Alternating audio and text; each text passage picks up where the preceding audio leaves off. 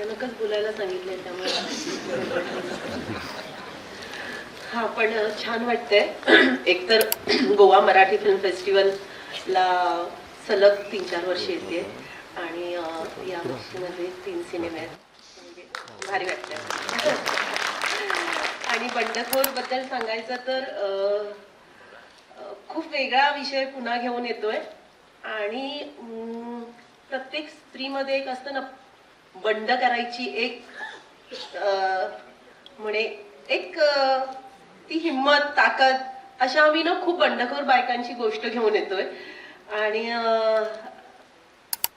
महेशजींनी direct केलंय. महेशजी माझे आवडत्या दिग्दर्शकांपैकी एक आहे आणि ह्या फिल्म बद्दल आता जास्त काही नाही मला सांगता येते कारण मी सिनेमा बघितला नाहीये.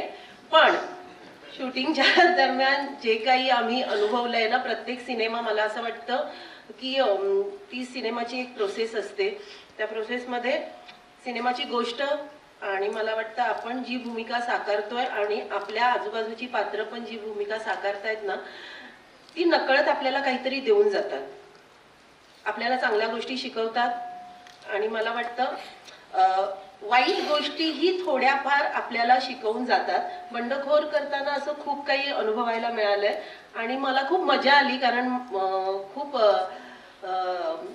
नवीन आम्ही अभिनेत्री एकमेकांबरोबर काम करत होतो. तितिक्षा तावडे, प्रियदर्शनी, पूजा यांच्यावर मी कधी काम केलं नव्हतं, तर काम करताना पण मजा आली.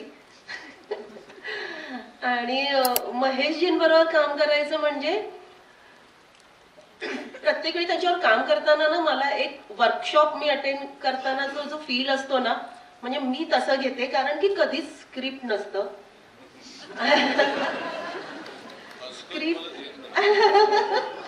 स्क्रिप्ट नसतं खरं तर, सीनही लिहिलेले नसतात. पण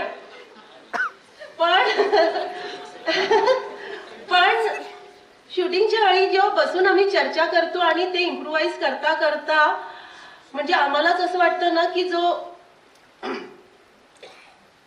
पहिला टेक आणि मग फायनल टेक, आम्हालाच असं वाटतं की अरे बापरे, हे आपण काय करून गेलो.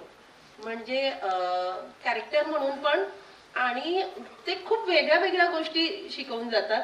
सो मी खूप थँकफुल आहे महेशजींची आणि संजय शेट्टे. जास्त नाही काय मला. थँक्यू.